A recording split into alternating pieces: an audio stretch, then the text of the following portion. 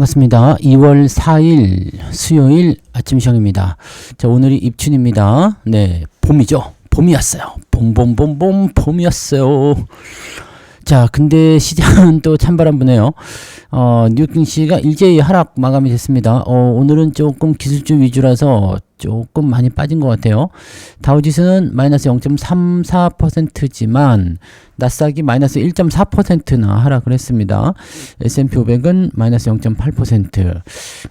그리고 지금 뭐 보고 계신 분도 계시겠지만 AMD가 지금 어닝콜, 이 AMD 어닝콜 듣느라고 제가 조금 늦었는데 뭐 별게 없이 나왔죠. 그래가지고 지금 마이너스 7%, 8%까지 네 하락폭을 넓히고 있는 것 같아요. 시간에서 더 많이 빠지고 있습니다. 요거 조금 부담스럽죠. 이제 뭐 실적 뭐 나쁘지 않을 것 같아요라고 얘기가 나왔음에도 불구하고 정규장에서도 빠졌는데 시간에서 지금 7% 넘게 이거는 뭐 실망감을 가졌다라고 볼 수밖에 없겠죠. 그래서 지금 계속 하락하고 있는 중이고. 기술주가 다 빠졌어요. 뭐 엔비디아 그리고 마이크론 테크놀로지 뭐 다 빠졌다 보시면 될 것 같아요. 그래서 반도체 쪽에 대한 부분들이 대부분 하락을 했고 필라델피아 반도체 지수도 한 2%대 하락하는 모습이었던 것 같아요. 그래서 기술주에 또 한 번 변동이 있지 않을까 생각됩니다. 이게 내용이 뭐 AI 산업이 소프트웨어를 뒤엎을 것이다 뭐 이런 얘기가 나와서 관련 기술주들도 많이 떨어졌다고 하는데 자, 요 내용들도 한번 좀 살펴보도록 하고요. 글쎄요, 지금 변동성이 굉장히 커지고 있기 때문에 네, 하루 올랐다 하루 내렸다. 근데 이제는 내려도 어제 또 맛을 봤기 때문에 개인들의 확신 구간으로 들어간다고 말씀드렸잖아요. 또 개인들의 매수가 많이 들어오지 않을까라는 생각을 하고 있는데 좀 두고 봐야 될 것 같긴 합니다. 좀 살펴보자고요. 그래서 뉴스 좀 알아보도록 합시다.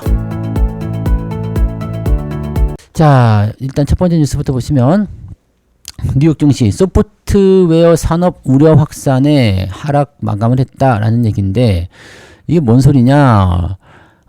AI 모델이 기존 소프트웨어 시장의 판도를 뒤집어 엎을 것이다 이렇게 얘기합니다. 그래서 주요 소프트웨어 업체와 데이터 서비스, 리서치 서비스 기업들은 일제히 동반 하락세를 이어갔다. 뭐 대부분 이런 것들은 이제 위험에 노출이 되는 부분들이긴 하죠.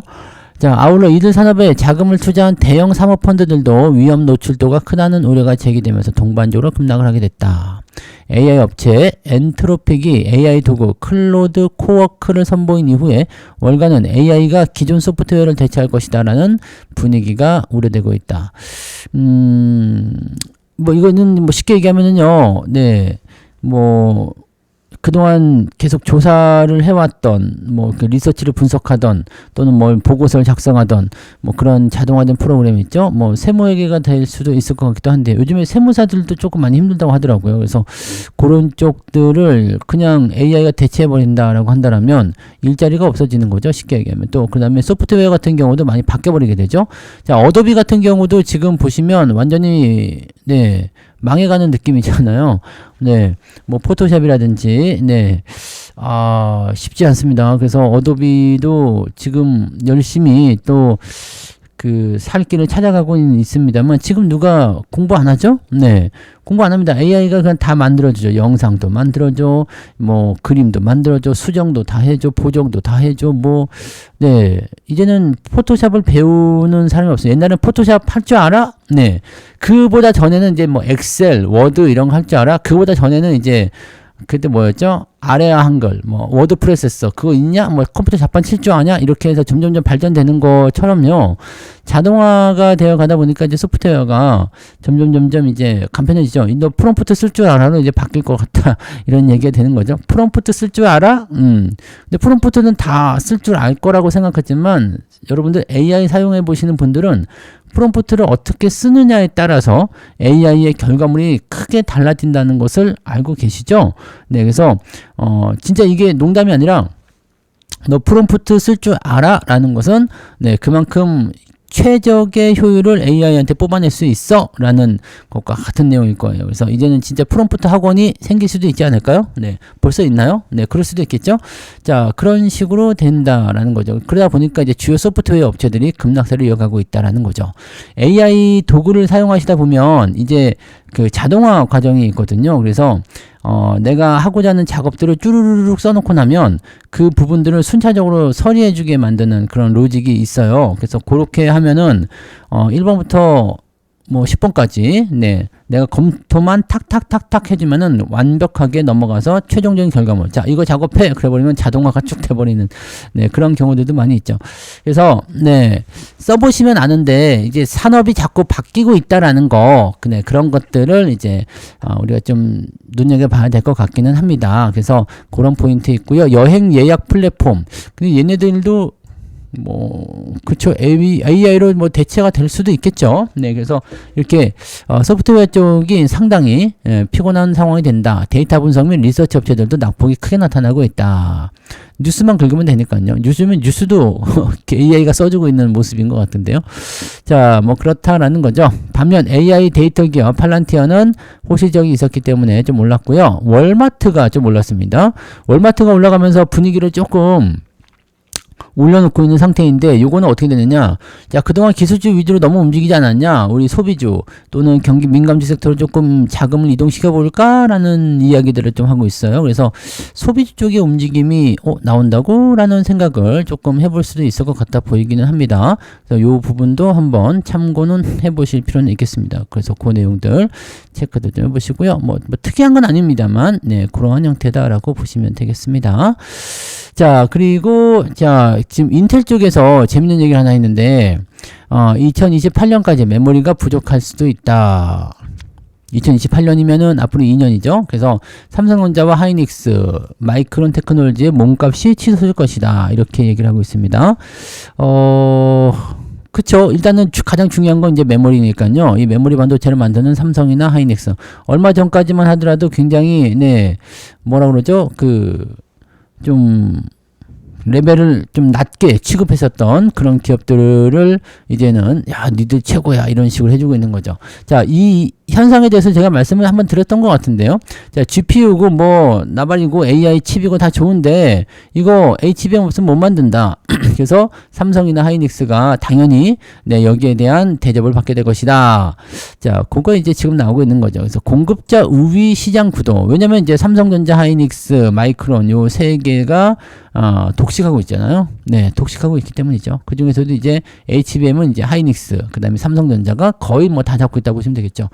자, 요런 상황이라고 보시면 돼요. 그리고 AI 서밋에 참석을 해가지고 2028년까지는 상황이 나아질 기미가 없다라고 얘기를 합니다. 메모리 칩 부족 사태에 대해서요. 근데 28년도라고 얘기하는 이유는 뭐냐면 내년부터는 이제 하이닉스 공장도 돌아가기 시작하고요. 이제 장비나 설비 이런 것들이 이제 증설되는 효과들이 나타나기 때문에 실질적으로 이제 공급 물량이 많이 나오기 시작합니다. 그래서 2027년도부터라고 봐야 돼요. 2028년까지라고 되어 있지만 2027년 정도로 보셔야 돼서 생각했던 것보다 좀 더 빠르게 진행될 거라고 보시면 되겠습니다. 지금은 없어서 못 파는 상황이기 때문에 또 가격도 많이 올랐잖아요. 그러니까 얼마나 팔고 싶겠어요. 열심히 만들겠죠. 문제는 이게 반도체 겨울로 이어질 수 있는 구간이 될 수도 있어요. 무슨 얘기냐면, 자, 지금 메모리 칩 가격이 너무 올랐잖아요. 메모리가 너무 올라가다 보니까, 지금 빅테크 기업들의 이야기들 나오잖아요. 실적에 대한 부분들, 우려감. 지금 실적은 일단 좋은데 우려감이 생기는 게 뭐냐면, 그 정도 막대한 비용을 들여서 수익성 뽑아낼 수 있겠어? 라는 의구심이 자꾸 생긴다는 얘기죠. 왜냐면 가격이 올라가니까, 비용이 많이 들어가잖아요. 비용이 많이 들어가니까 지금은 이제 팔아먹는 입장에서는 좋아요. 엔비디아나 하이닉스나 또 삼성전자나 팔아먹는 입장에서는 상당히 좋죠. 왜냐면 없어도 못 파니까 가격을 올려도 그냥 사갈 수밖에 없는 상황이잖아요. 근데 점점 소비자 측에서 그렇게까지 비싸게 주고 살 필요가 있어? 그렇게까지 많이 소비를 해야 될 이유가 있겠니? 너무 비싼 거 아니니? 라는 식의 이야기가 되면서 쉽게 얘기하면 이런 거죠. 우리가 빌딩 투자를 하는데 만약에 10억짜리 빌딩에 투자를 했어요. 그래서 또 계산 문제가 들어가는데 월세를 10억 투자해 가지고 아니죠. 그냥 쉽게 얘기합시다. 1억으로 1년에 한 600만 원 정도 나오나요? 1억 정도 투자하면 1년에 한 600 정도? 그러면 어떻게 돼요? 한 6% 정도 이득이라고 볼 수 있잖아요. 근데 만약에 내가 10억을 투자해가지고 600을 받는다면? 1년에 월세를요. 그러니까 한 달에 60 정도 받는 건데 10억 투자하고 한 달에 60 정도 월세를 받는다. 이거 가성비 굉장히 떨어지잖아요. 이런 투자를 할 필요가 없지 않냐? 라는 생각이 들 수밖에 없는 요소가 되는 거죠. 그러니까 야, 너 그렇게 많은 자금을 투자해가지고 고작 그거 보려고 투자하는 거야? 야, 됐어 하지 마. 이게 무슨 상황으로 벌어지게 되냐면 네, 수요의 감소. 즉 가격의 이런 폭등은 수요의 감소로 이어지기 때문에 물량이 이제 뭐라고 할까, 공급 물량이 좀 남아도는 현상, 이런 쪽으로 가게 될 가능성이 굉장히 높습니다. 이거 지금 당장은 눈에 보이지 않겠지만 이렇게 수순이 가요. 요거는 네, 그냥 수요와 공급의 원칙으로 자연스럽게 조절이 되는 부분이거든요. 근데 그렇게 조절이 되는 상황 속에서 공장이 팡 터져봐요. 그럼 가격이 폭락하는 거죠.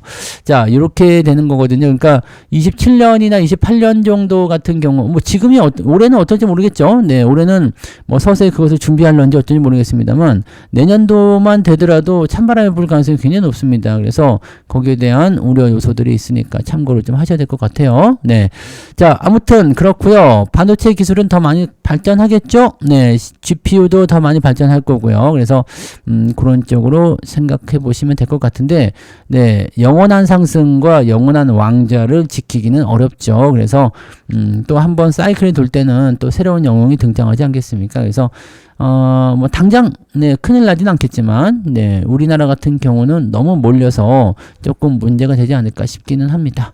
자, 아무튼 그런 포인트들이 있다는 거. 자, 메모리 부족한 거는 네, 맞긴 맞아요. 네, 지금 메모리가 부족합니다. 근데 그 이후를 우리가 보고 준비를 해야 되지 않을까. 자, 그러면은 이 메모리 부족에 대한 부분들 때문에 피해를 보는 애들, 그동안 수혜받던 애들, 전력기기나 이런 것도 다 마찬가지일 거예요. 그래서 왜냐면 데이터 센터에 대한 투자가 줄어들게 되면 전력기기의 수요도 줄어들게 되겠죠. 물론 미국의 노후 전력만 교체한다는 얘기도 있겠지만 대체적으로 이제 그동안 많이 수요가 몰렸던 부분을 통해서 많이 땡겨 먹은 부분들이 있어가지고요. 이제 전망이 어떻게 나오냐에 따라서 좀 다르게 하겠습니다만, 살짝 조심들은 좀 해야 될 것 같은 느낌들 또 들고 있다라고 보셔야 되겠죠. 네. 자, 그 다음에, 요거 하나만 더 봅시다. 네. 삼성과 SK 하이닉스 남들보다 2배 수익이다. 자, 레버리지, ETF가 나온다. 네, 레버리지 ETF. 단일 종목에 대한 ETF가 나온다. 이거 지금 누구 배를 불리려고 하는 건가요? 개인들한테 도움을 주기 위해서일까요? 나중에는, 네, 삼성전자 올라가기 시작할 때 레버리지를 할 수도 있겠습니다만, 레버리지는 말이죠. 네, 내려갈 때, 횡보할 때, 이럴 때 다 개판됩니다. 네, 쉽게 얘기하면, 내가 위쪽에서 샀어요. 우리 은 같은 거 볼 때, 폭락할 때 보셨죠? 내려갈 때는 높은 가격에서 떨어져요. 그래서 뚝 하고 2배 떨어지는데, 올라갈 때는 낮은 가격에서 2배 올라가기 때문에, 요거 똑같이 10% 내렸다 10% 올라가도 나는 손해예요. 근데 횡보를 하게 된다. 그럼 내려갔다 올랐다 하니까 그럼 계속적으로 뭐가 돼요? 이건 우리가 무슨 표현하죠? 녹는다 그럽니다. 녹는다. 내려갔다 올라갔다. 레버리지 쓰게 되면 이런 상황이 벌어지게 되거든요. 레버리지 쓰지 않으면 시장에 비해서 그냥 오르고 내리고 하는 모습이 나타나니까 크게 문제는 없는데, 레버리지를 사게 되면 이게 변화가 2배로 전환되기 때문에 이게 문제가 됩니다. 물론 같은 방향, 레버리지가 추구하고자 하는 방향이랑 같이 움직이면 사실 돈을 많이 벌 수 있죠.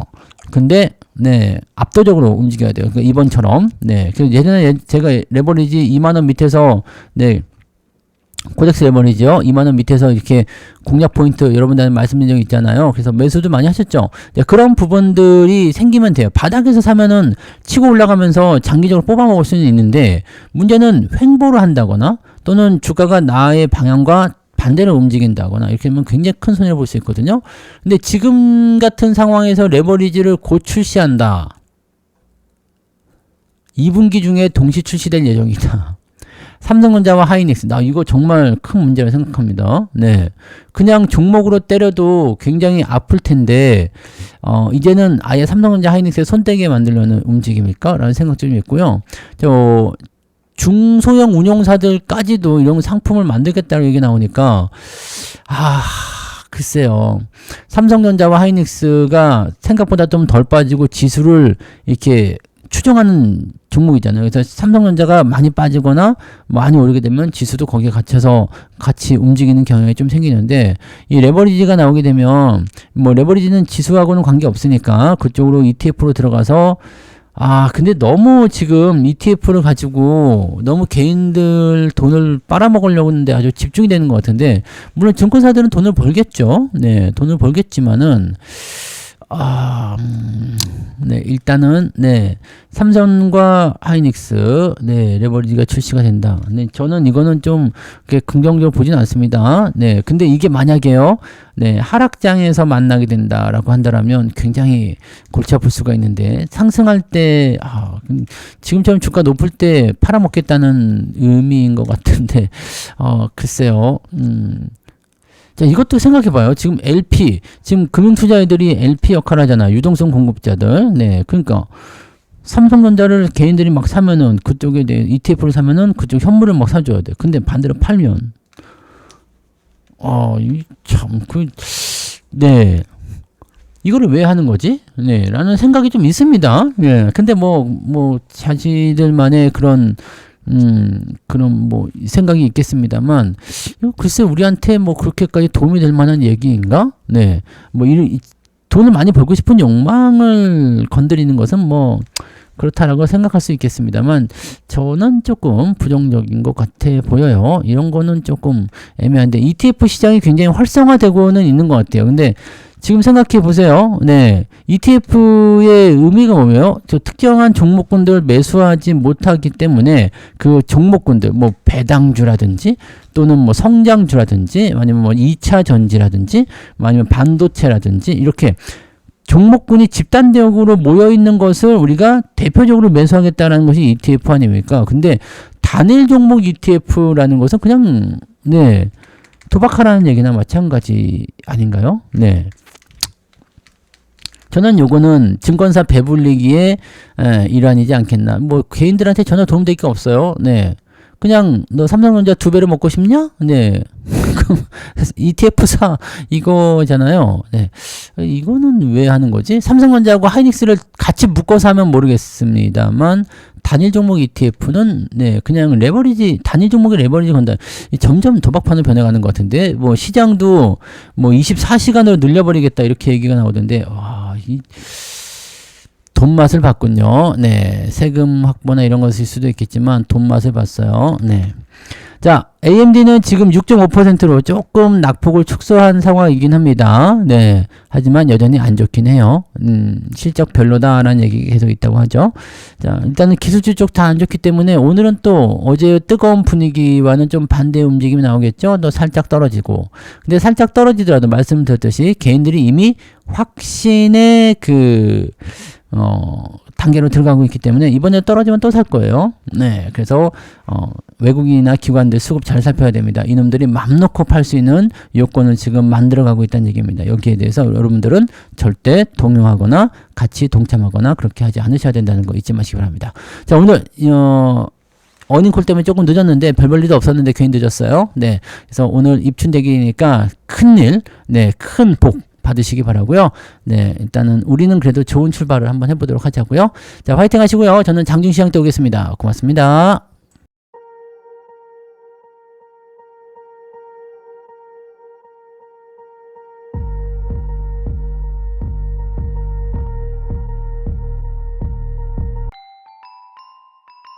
본 방송에서 제공되는 모든 정보는 투자 판단의 참고 자료이며 투자의 최종 책임은 본 방송을 이용하는 본인에게 있습니다.